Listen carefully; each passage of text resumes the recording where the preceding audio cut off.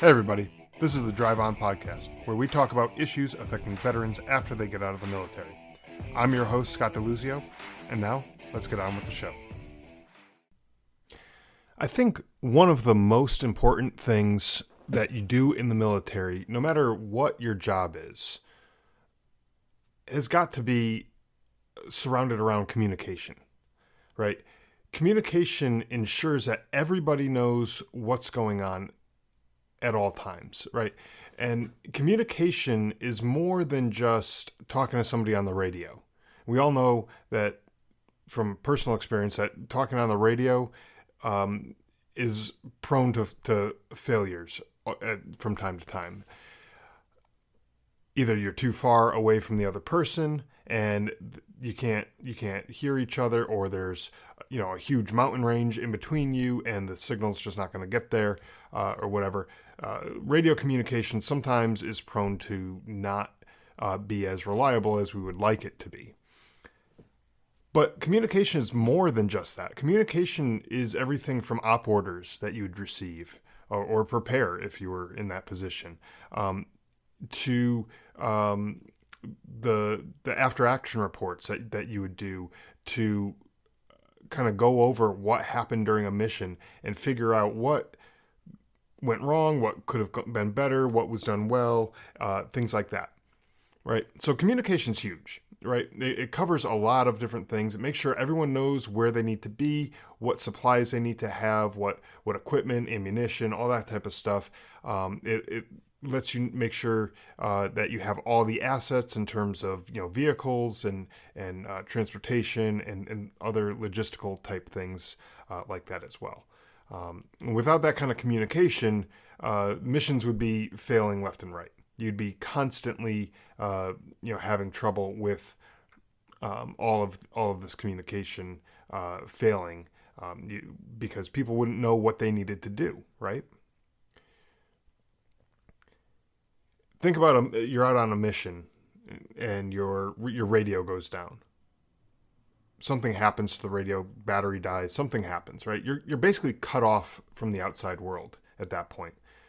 You're not able to communicate back to your base. You're not able to communicate to units that might be nearby. You're just not able to communicate, right? So you can't ask for help, right?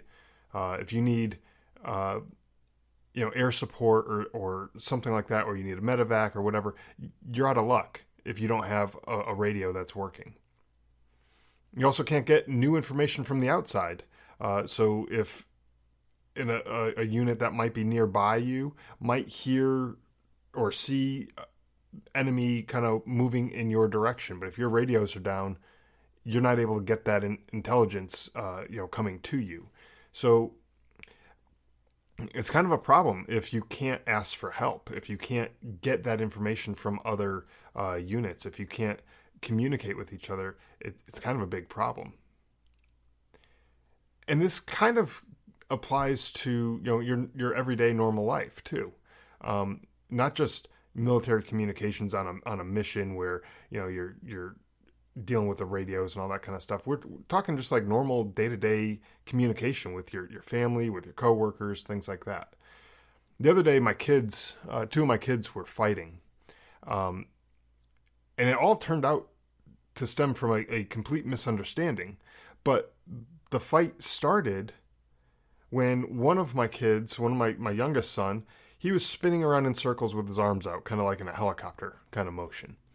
And he was spinning around and he got a little too close to my oldest son, and he knocked into him. And, he's spinning around, so it was almost like he was punching him in a way, but it was an accident.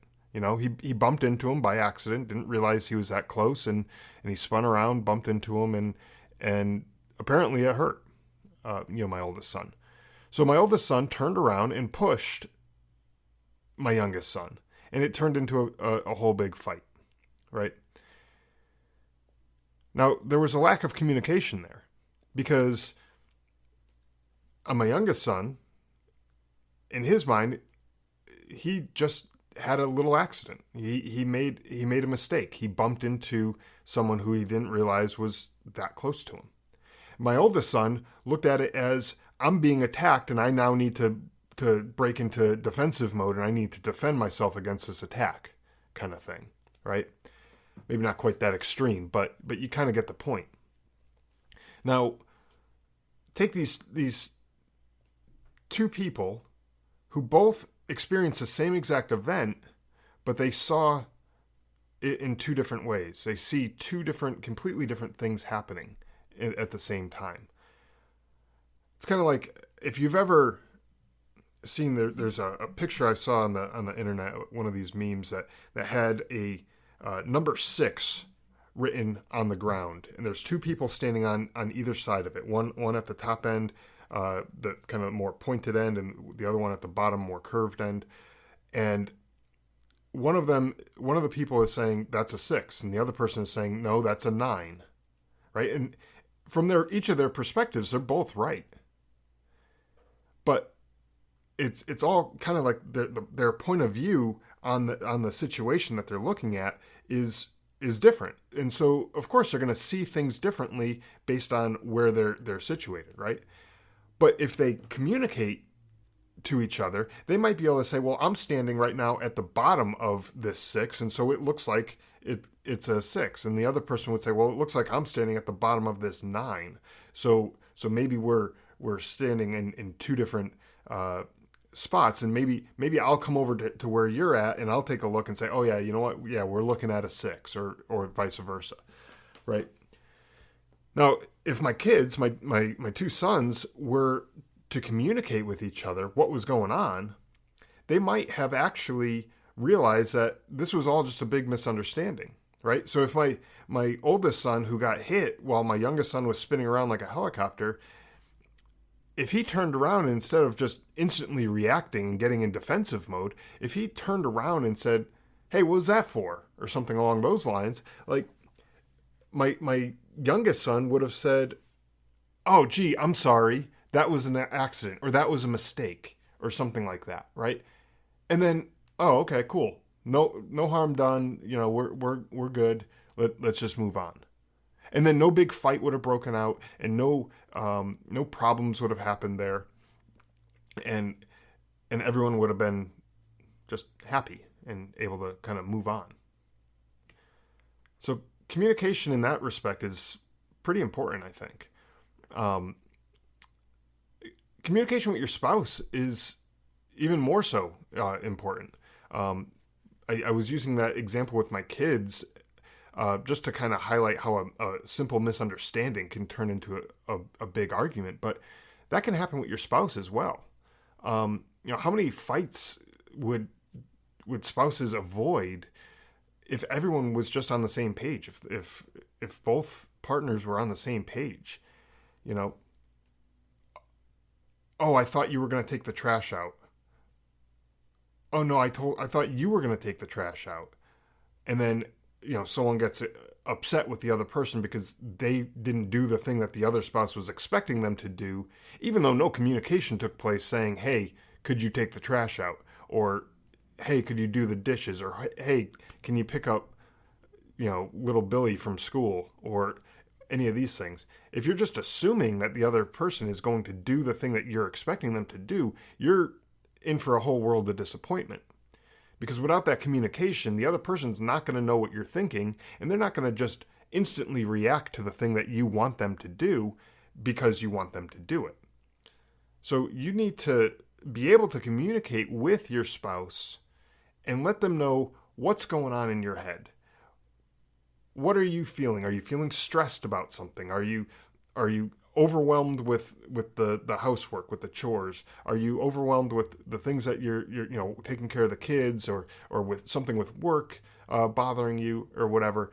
You know, don't let things just kind of build up and just expect your spouse to jump on things to kind of take over and save the day, if they don't know what the problem is, what the underlying problem is that you're actually having, right? So, for example, a couple of years ago, my wife and I both work from home, and my wife came to me and said she was doing pretty much most of the housework. I mean, I would help out here and there, you know, where I could, but I would come to work, and during the day she would just be working in the house, cleaning up and everything like that. Plus, she was also trying to run her own business, and we were homeschooling the kids at the time, which we're no longer doing.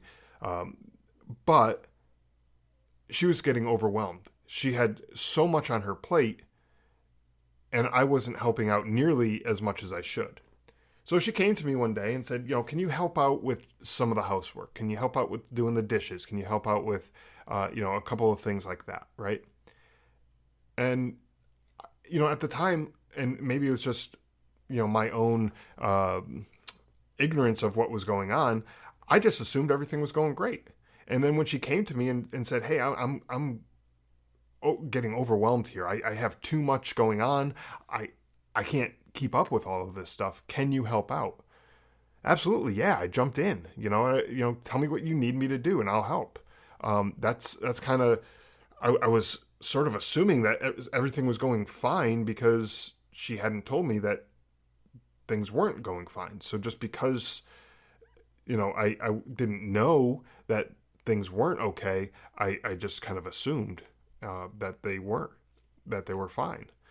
And so from that day forward, I basically have done all the things that she's been asking me to do, that she asked me to do that day.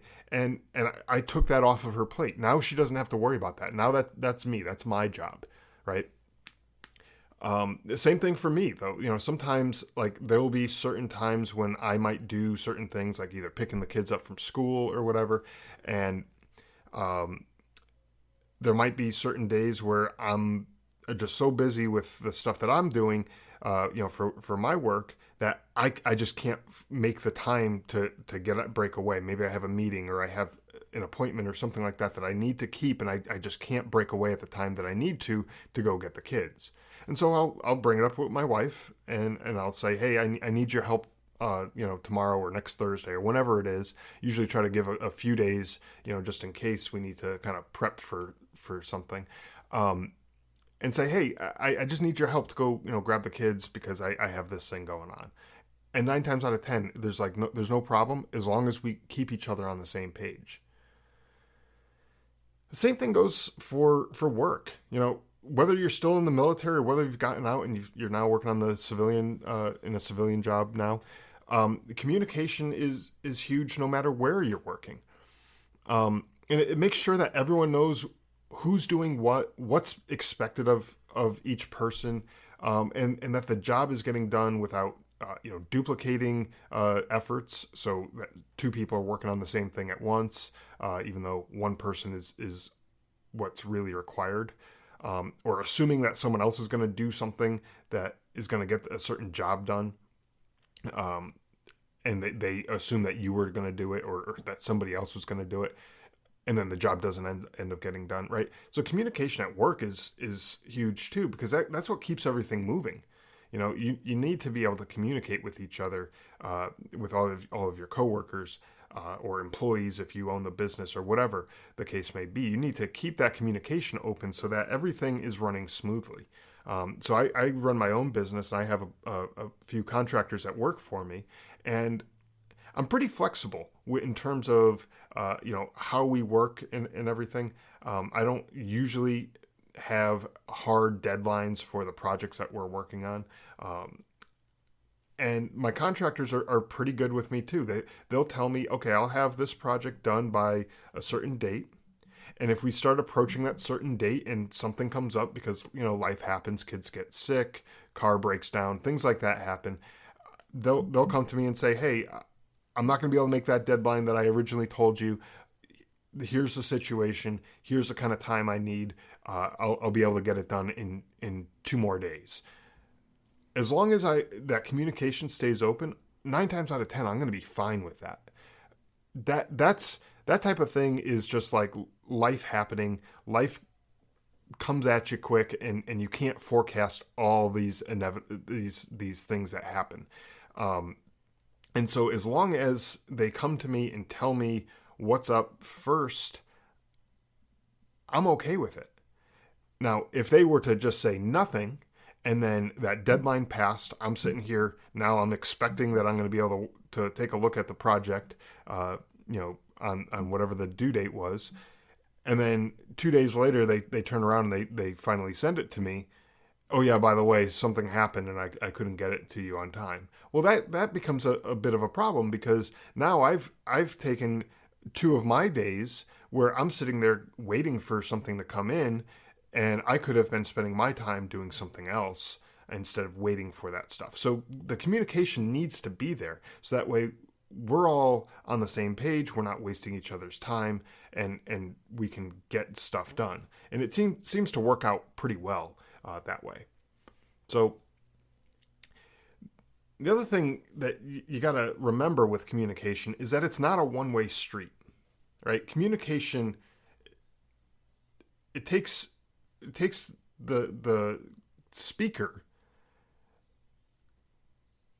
to be able to have the ability to listen to the people that he or she is talking to, in order to know what is going on with them too. So you want to be able to give other people a chance to say what's on their minds. So when you're talking to them, like for example, going back to my wife and I, when my wife came to me and said, I need you to help out around the house because I need you to do the dishes, for example. All right. Now, if that's all she said to me, I kind of like why? Like, why is this all of a sudden coming up and now I'm all of a sudden expected to do this extra thing, which in and of itself isn't necessarily a problem, but like, why are you now asking me for this as opposed to like last week or a month ago or 2 months ago? Did something happen that now I need to be aware of? And so I might want to poke and prod a little bit and like let my wife tell me what's going on. And in which case she might tell me, okay, I'm overwhelmed with all the work that I need to do with doing stuff with the kids and all this other stuff. So I'll give her a chance to tell me like the full story, not just I need help with the dishes, right? Because that's part of the story. Yes, she needs help with the dishes, but she needs help with the dishes because she's getting overwhelmed with all the other things that she needs to do. And so now that I know that she's getting overwhelmed with this stuff, I'm able to say, okay, what else can I do? How else can I jump in and help take some of that load off your plate? So that way you're not as overwhelmed as you are right now, and I can take on a little bit of that responsibility too, because it's teamwork, right? Just like in the military, you everybody kind of relies on each other to do their job in order to accomplish the mission, right? And a marriage is no different. When you have 2 people together, you're a team, and you need to be able to help each other out to balance out the workload, so that way one person isn't completely stressed while the other one is just kicking back, having a beer and or sipping wine or whatever, and enjoying life and everything like that, while the other person is pulling their hair out because they're just so stressed and they have so much going on, right? And sometimes people will try to just take on the full brunt of everything, and that they'll start acting a little different, maybe a little more frustrated, a little more annoyed, or maybe they'll be extra tired, things like that. So if you start noticing that something's off about someone, ask them what's going on, right? Ask them what's up. So, for example, with my wife, if I was a little bit more observant of the situation, I might have noticed that she was maybe a little more stressed and maybe getting aggravated a little more easily. And I might have said, hey, it seems like something's going on. What's up? Is there's something that we need to talk about and try to figure out what the situation is here, so we can get past this. Just ask what's going on with the other person if it seems like there's something not quite right? And that way the other person is now opened up, and it's like they're now given that opportunity to kind of unload some of that burden, even if it's just getting something off their chest. Just knowing that they have somebody there to listen to maybe it's not something that you can help with, right? If it's something at their work that's going on and they're just stressed about it, maybe you can't necessarily do the work for them and take that physical load off of their plate. Like with maybe doing the dishes or cleaning the house, picking the kids up, things like that. Like that's a thing that you can physically do, but maybe if it's something at work for them, it's not really going to be something that you could do, because it's their job. It's not your job, probably not your area of expertise either. But even just being an ear for them to talk to, let them talk and let them get it out. And that way, when they're able to talk it out, they might actually be able to figure things out in their head as they're talking it out. Sometimes when you bottle all that stuff up inside, you just kind of get stuck in a rut and you don't really figure things out. But once when you start talking about things, sometimes you actually are able to figure out what's going on just through the simple act of talking. Or maybe you as a spouse or the friend or the whatever the relationship is with these people that you're talking to, maybe you have a suggestion that might be able to help them out. Maybe there's something that they're struggling with. Maybe they're having a problem with their boss at work. Well, did you try doing this? Did you try talking to them about this situation or whatever? I know that's an overly simplistic, type of example, but maybe there's some way that you can help them work through the problem. And my wife and I have done this with each other all the time. We'll have a problem. We'll talk to each other. The other person will say, "Hey, why don't you try that solution? Try something a little bit different than what you were doing," right? Because the definition of insanity is doing the same thing over and over and over again and expecting a different result. And sometimes we do that to ourselves. We end up just doing that same thing over and over and over again. But then if we take somebody else's perspective on the situation and maybe try something a little bit different, it might even just be a little tweak to what we're doing, a little small change to what we're doing, we might have a completely different result in the end, right? So allow people to talk, talk to people, help out if you can. At a minimum, just be the ear to listen to them, to let them vent and let them get stuff off of their chest if they need it. That's huge. Sometimes that can make a world of difference to a person, just knowing that they have someone there to talk to, right? But when you're talking to people, this is a huge pet peeve. Don't finish other people's sentences. When you're talking to someone, if you think you know what they're about to say and you just cut them off and you finish their sentence for them, oh, that's the worst. Because they might actually be going in a different direction.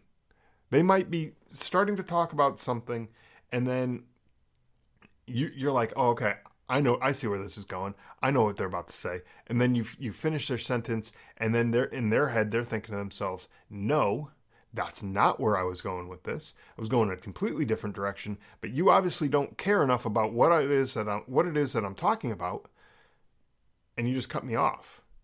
And that's not cool. Right? And so then now they feel like they don't have that ear to listen to. They feel like they don't have anybody to talk to who actually cares enough to listen. So definitely don't finish other people's sentences. And when you're talking to somebody, focus more on the other person than yourself, right? You already know what you're thinking. You already know all your thoughts on this situation. You already know all your ideas and everything like that. You have no idea what the other person is thinking. And if you want to be effective in a communication, in a conversation with somebody, focus on the other person. Find out all the information that you can get. Get everything you can from that other person. And when you do that, you're going to be able to to understand a more full picture of what's going on instead of just what's in your head, because what's in your head is only half of the story. What's in the other person's head is the other half of the story. Right? If my kids, when my youngest son was doing that helicopter spin around, and my oldest son thought he was being attacked, if either one of them was to ask the other person what was going on, they would have then instantly, as soon as that question was answered, they instantly would have had the full picture. They instantly would have figured out that one of them was spinning around in circles and just horsing around and had an accident and bumped into the other kid. That they instantly would have figured that out by focusing on the other person. Instead of my oldest son saying, "Hey, I need to defend myself. I'm going to fight back." Instead, if he focused on the other person and said, "Hey, what was that for? What were you doing that for?" He would have then figured out right away it was just an accident. He didn't need to be on the defensive in that situation. If my youngest son was to say, "Oops, sorry, that was an accident," as soon as he bumped into my oldest son, they both would have known right away that was an accident. It's not like it's a continued attack that's going to happen that you now need to defend yourself against. It was a mistake, and these things happen. Right. Next thing, don't interrupt when you're talking to people. If you start talking in the middle of their sentence, I know I already talked kind of about interrupting before, about finishing other people's sentences. That's interrupting too. But if you just start talking about the thing that you want to talk about because you're thinking about the thing that's in your head, you're showing that other person a lot of disrespect by cutting them off. You're essentially saying, what you're saying is not important. Here's what I have to say about this. What I have to say is important. Or at least what I have to say is more important than what you have to say. And so I'm going to stop you there and I'm going to start talking. Right? That makes the other person feel about 2 inches tall. It sucks to be on the receiving end of that interruption. And it makes the other person not really want to talk to you a lot of times. At least that's been my personal experience. When someone has interrupted me, it's kind of like, well, screw you then. I don't want to talk to you if you're going to constantly be interrupting me, because clearly you know everything. So what am I adding to this conversation? Why am I even going to bother trying to talk to you?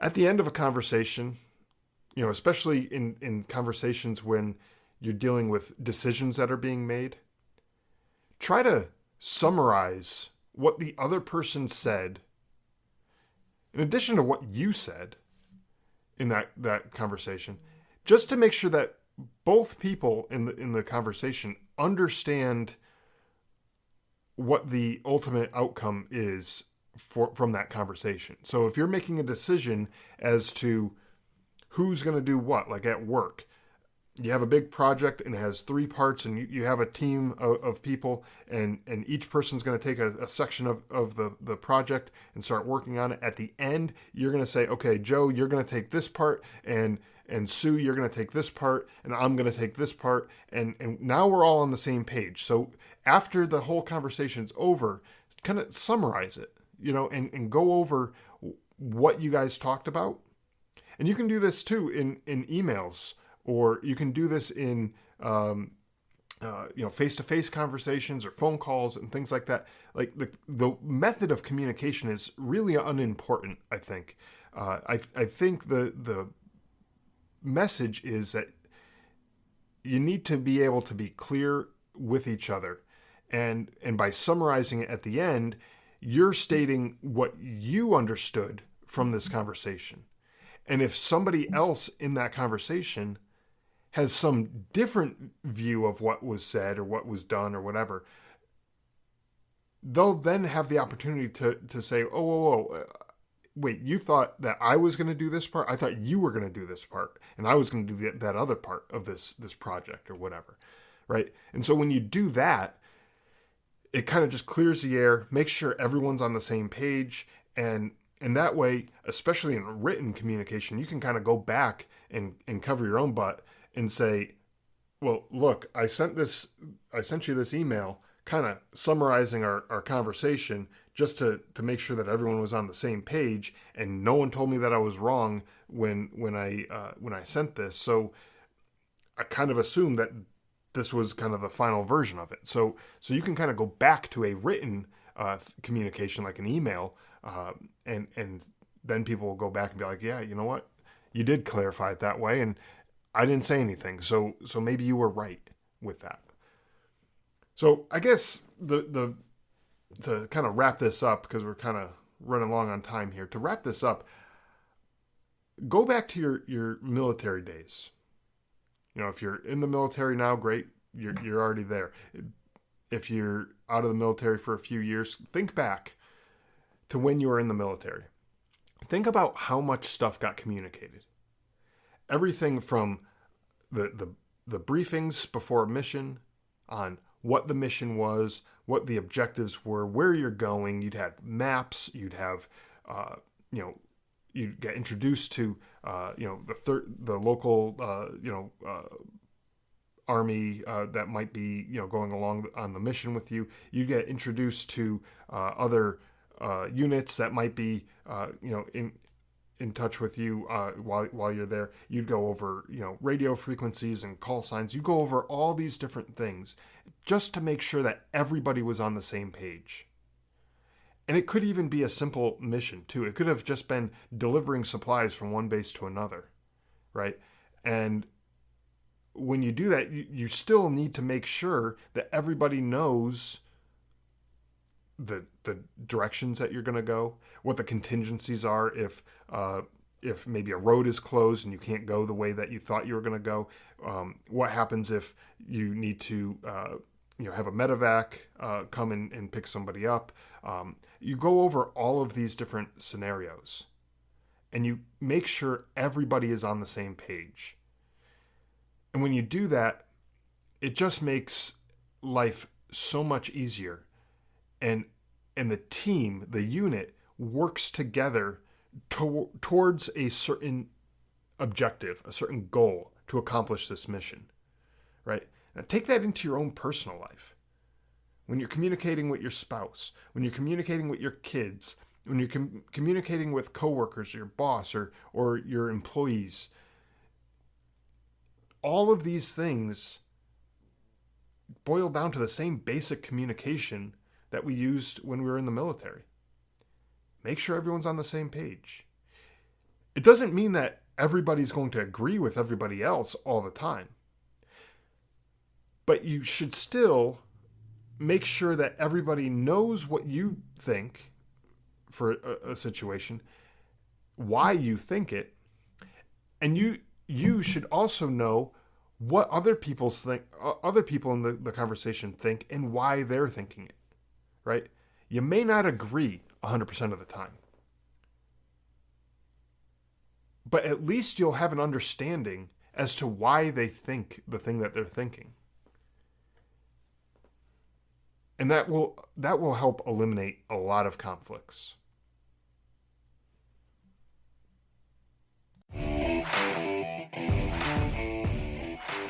Thanks for listening to the Drive On Podcast. If you want to check out more episodes or learn more about the show, you can visit our website, driveonpodcast.com, or on Facebook, Twitter, and Instagram at Drive On Podcast.